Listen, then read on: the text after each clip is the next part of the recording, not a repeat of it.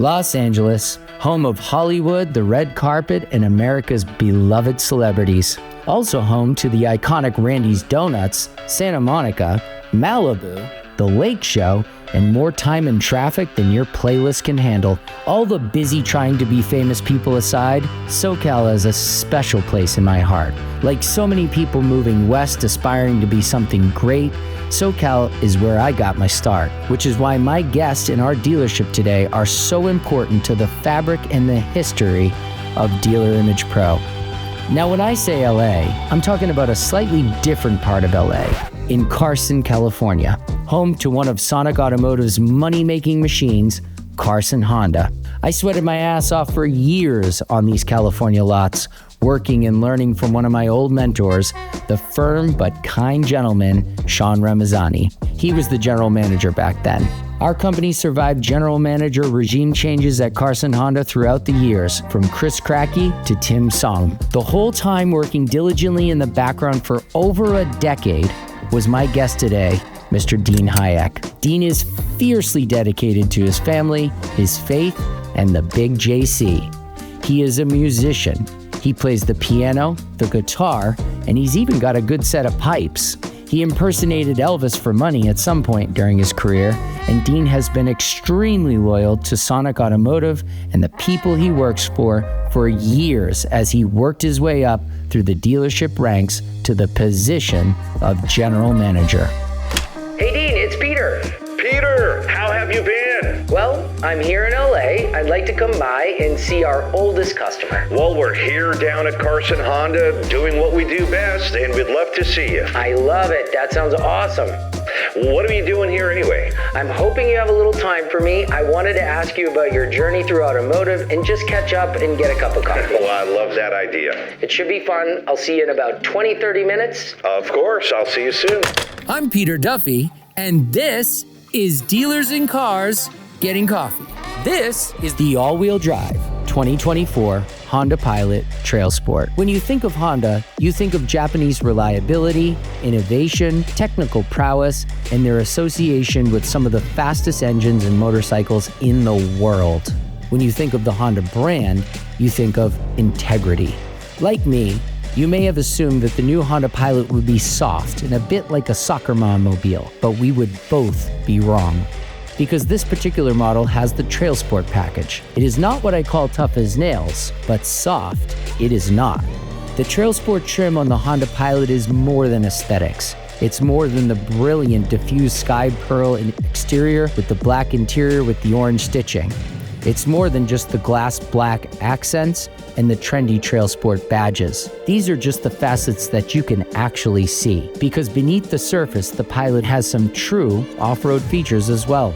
Look a little deeper into the Pilot TrailSport and you'll find a full metal skid plate for the undercarriage and an outrageously engineered iVTM4 all-wheel drive system with plenty of electronic drive modes smart enough to get you up and out of most medium terrain scenarios. You get an off-road sport-tuned suspension that gives you an extra inch of ground clearance and some beefier all-terrain tires. Honda's updated 3.5-liter 24-valve V6 engine pushes a calm 285 horsepower with 262 pound-feet of torque and gets paired with a 10-speed transmission. The Honda Pilot TrailSport says, "I'm sophisticated but simple, and I like going off-road sometimes, but I don't do safaris." Now, is this the fire-breathing Cadillac Escalade V? No, it is not. But it is the perfect vehicle for a Honda brand loyalist who walks into a dealership and says, "I want the best damn SUV that Honda has to offer." Dean, how are you, man? Pete, how you doing, brother? Good to see you. Good to see you too, man. Absolutely. You want to take a walk and Absolutely. have a chat? Let's do it. Let's do it. Dean, we've known each other for at least 12 to 13 years now. Yeah. When I used to work these lots. Walk me through your journey in automotive from the point you started to getting over to Carson Honda. Funny thing, man, you know, I was selling copiers and fax machines door to door, driving all around town in my '84 Corolla that would break down all the time. And I said, I never want to do that again. I actually want to go to a place where the sales come to me. I get it. So I answered a newspaper ad one day, and it was an ad for Browning Automotive Group in the Cerritos Auto Square. Okay. And so I just went in, I got an interview with an Australian guy. His name is Don Lewis. All right. And he said, "You're hired." So we went into a training class for about a week. Yeah. And Don was such a great trainer, so enthusiastic and motivational. And he gave us psychology to learn words to use with customers that are effective. Sure.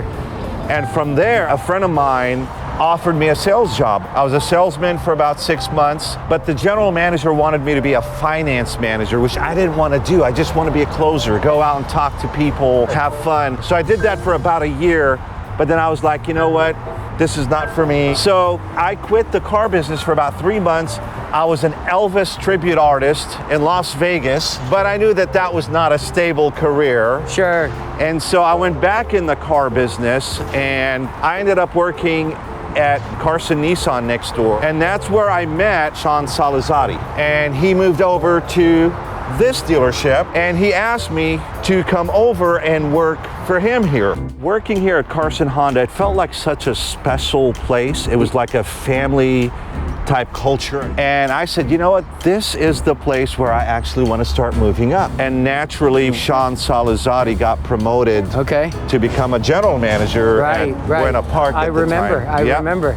So that opened up the door for me to become a desk manager. So that was what was going on behind the scenes. Exactly. And then you go to some sort of Sonic General Manager Leadership School. What year is that? That was in 2020. Okay. It's a 1-year course where I had to fly out to a couple of different states for courses and such. And that was the General Manager Leadership Academy in 2020. Right. And at the end of the academy, I got class valedictorian. Nice. So top of the class. I did not get class valedictorian at my high school. I got, I think, shortest. Oh, man. About 2 months ago, I received a phone call from our regional vice president saying that Tim Song, who was a general manager here at Carson Honda, goes off to BMW Long Beach, right? I've seen it on Facebook. I was shocked. I mean, he was here 20 years at Carson Honda. Yeah, a long time. But he's been buying Beamers for like years anyway, right? Yes, he'd always show up with a Beamer. Exactly. Like, Tim, you're at a Honda dealership. So that door opened up, and they asked me to come back to be the general manager here 2 months ago. And I said yes. And believe it or not, I had a dream the night prior to getting that call from our regional vice president. That's serendipitous. In that dream, I was leading the Carson Honda team, having a lot of fun with them. Yep. And the next day, the regional vice president asked me to come back to work at Carson Honda. And instantly, I said, absolutely, this is exactly where I was meant to be. So as the leader, as the general manager, what does that mean to you, and how do you practice that on the day-to-day? Like, what does your routine look like when you walk through the front door? Well, leadership is very important. What leadership means to me, number one, is inspiring other people to meet their goals. Right. And it's really that simple. What I like to do when I come in is in my office at 9 a.m., I'll have all the salespeople gather. Every day? Every day. Okay. With the managers. Yep. And we'll start off our day doing something called Make a Deal. Okay.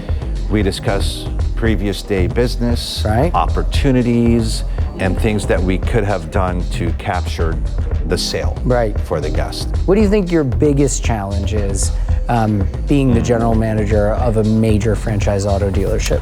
Our day-to-day business, it is stressful. You have to produce, and you're constantly thinking, okay, I just want to make sure that the team is doing a great job. Right. You're as good as your team. Sure. So making sure that you have the right people in the right place doing the right job consistently. Right. That is the biggest challenge. Because even when you feel like you're losing, as long as you're consistent, you're kind of creating that momentum or pipeline for people to kind of continue to do the things. And what's crazy, I think, as we do the thing and we feel like, man, like sales just isn't where they need to be or Correct. something like that. As you continue to go, you might just be right on the precipice of something gigantic. So it's like, don't give up and Correct. just burst through, because when it does, it's just like a bonanza sometimes, right? Absolutely. Yeah. Absolutely. You said, it's not all fun and games. There are some stressful parts. Correct. Give me an example of something like that just is like, you've got to fix it and it's stressful to you. Well, sometimes we have customers that may not be satisfied. A heater, we call A it. heater Yeah. in our service drive. And whatever that situation is with a customer, they appear to never be happy no matter what. It sucks! And so when I come out to speak to the guest that's heated up about something, that is stressful, because you want to make sure you satisfy the customer, because today you've got Yelp, Google reviews, Sure. their friends and family members, Sure. and just that one incident Yeah. can have a drastic effect. Those customers are essentially your Correct. biggest marketing message, right? Correct. So it's extremely sensitive, and I make sure that I approach the situation calmly from a very compassionate point of view and hear the customer out. But usually, it's funny, some of these situations end up to where the customer becomes super loyal and actually flip it completely. How much of that is luck and how much of that is your skill, you think? It's very little luck. Experience, probably, right? Yes, Yeah, a lot yeah. of experience. Yeah. And a lot of care for the Okay. customer. Okay. A lot of care. So if you can show them care Yes. and that you really, Yes. for lack of a better term, give a crap. And believe it or not, everybody's capable of doing that. Yeah. All you have to do is just and listen. Open your ears and close your mouth. Isn't that what our parents told us? And they'll just say, I just wanted to be heard. Yeah, Thank you. that's good. It's really that simple. You're a musician, so you play the piano and the guitar. So how has music kind of shaped your life, and how does it help you in your leadership role as general manager? Well, when I was 10 years old, I had a dream that I was performing as Elvis Presley. And the dream was so real. When I woke up from that dream, I was on cloud 9 in a total state of euphoria. Wanted to be I wanted to be Elvis. So my older brother, he plays a little bit of guitar. Okay. And so he taught me a few chords, and it just came natural to me. Right.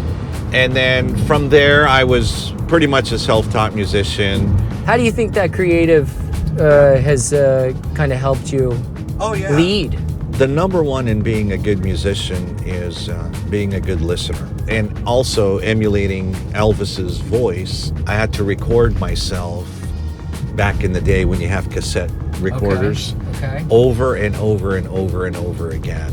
So you're listening to how you sound to people. Yes, over and over again. And can so see that. repetition, being a really careful listener, that made a huge impact on me in how I also interact with people. Because you're presenting, right? Yes. Like when I know that when I have to have either a good or a difficult conversation, I try and rehearse. My kids kind of think I'm crazy because they can hear me talking in the shower, Right. Especially before a big meeting or something. And my daughter will, Dad's talking to himself in the shower again. So it really does make a difference when you listen to yourself and kind of you get all the words out first, because when the time comes, Yes. you've got to be able to Give a present good that. presentation, Yeah. absolutely. For as long as I've known you, you've been a man that's dedicated to his faith. I'm wondering, how does your faith help you lead in the day-to-day activities at Carson Honda? And that's a great, great question. The Bible defines love as love is patient and love is kind. Right. And so when I walk into that dealership or in my life in general, I want to walk in love. Okay. Now, I want to make sure that love yes, is patient and kind, but don't mistake my love and my kindness for weakness. You still have to run the dealership. You have to be firm. You have to have a tight process. And if the process is not being done properly, then we will have discussions with the team. Holding people accountable. Holding people accountable, exactly. But that, for me, is how I operate. I operate out of faith, not out of fear. Right. I operate in love, and everybody wants to be loved, right? Sure. Or shown some sort of respect for what it is they're doing. Right? Absolutely, absolutely. So I have a couple rapid fire questions I want to go at you. Whatever you come up with is totally fine. Okay. All right? So would you rather drive a 1984 Honda Civic for the rest of your life, or be born without a sense of smell and drive whatever you like? Be born without a sense of smell and drive whatever I like. Yeah? You don't want to drive a 1984? Those things are super cool. I like a 1984. No, I'm kidding. Actually, I love Imagine not being able to smell. Well, I love my sense of smell. Yeah, so, I'm sure. So I take that back. Okay. I'll take the 84. Would you rather be able to sing in front of 100,000 people or in front of your number one idol? Ooh, that's a great question. 100,000 people. More impact. Yes. Right? You'd have more impact on those people. On more people. That makes sense. Would you rather have a car that plays an ice cream truck jingle every time you hit the horn, or have a car that changes color based on your mood? I don't want to do the change color based on my mood. So. If you're feeling very fresh and you show up in a pink car, a pink Honda Civic, Yeah. I don't know how well that's going to go over for you. Yeah. Would you rather have your number one auto tech, meaning the tech guy, fill in for your number one salesperson for a day, or would you rather have your number one salesperson fill in for the tech? No, I'll have the tech fill in as a salesperson. Right, because if the salesperson fills in as a started tech fixing cars, it's got to break down. anything can go wrong, right? Yeah. At your dealership, would you rather have a permanent pajama dress code or a permanent toga party dress code? What's a toga party? I don't You know, even like what that is. the Romans, right? They have the sheets. Oh, and the thing, gotcha. Right? Gotcha. Yeah. You have to go for pajamas, because there's too many rules now. Like, you can't just be having girls walk around in togas. Yeah, I was thinking about that. You know, half naked people. Yeah, I don't know. I'm thinking of the fraternity party atmosphere. But then the pajama thing. It might be too much bro culture. Yeah, right? Yeah. So the pajama thing. It's so informal. Can you imagine? Yeah. You walking out with slippers on to the front. But you're less intimidating. Yeah. What's your most bizarre or craziest story that you've had throughout your career in automotive? So when I first started at Browning Automotive in Cerritos, there was a customer sitting in the lounge with his family, and he put in some money in a vending machine to get a bag of chips, and the chips wouldn't come out after he put his money in pressing the buttons. Like it got stuck in the It got stuck. Yeah. And so he got frustrated. He tried shaking it, wouldn't come out. So what he did is backed up about 10 feet from the vending machine, and then boom, he does this karate side kick. Like a flying karate kick. Yes, exactly. And it shatters the entire front of the vending machine. Yes. Holy crap. He got his bag of chips and just sat back in the lounge like normal. Like pretended it didn't happen. Pretending like it didn't happen. Oh my God. So they did end up buying the car and did all the paperwork, but at the end of the sale, the cops actually showed up and they took him away. And they arrested him. They arrested him. Holy cow. As they were arresting him, he said, "Oh, don't worry, I'll get out of this. My uncle is a cop." So I guess the last question is here, you have been an Elvis singer for years. Why did you do that? I mean, you had the dream, and I get that. So why did you do that, and what do you think has been one of the biggest impacts that you've done, imitating Elvis and singing his songs? Well, for one, I mean, I love Elvis's music. I love his voice. I also loved how generous he was with people. He was extremely kind, and those things struck with me. You know, doing Elvis as a tribute artist for many years, a lot of people especially the older group, right? Right. Who grew up during that time. It just brought back very fond memories to them. And I loved seeing that. I loved seeing them have happy memories of Elvis or whatever family journeys that they were in at the time. They were extremely happy. It just brought a lot of joy for people. And that's why I did it. Well, Dean, this has been a real pleasure. I really appreciate you. Thank you so much for doing this with me. And we love doing business with Carson Honda and Sonic for all these years. And we appreciate you and the excellent services that you give us. Thank you. Thank you. All right, man. Thank you. Awesome.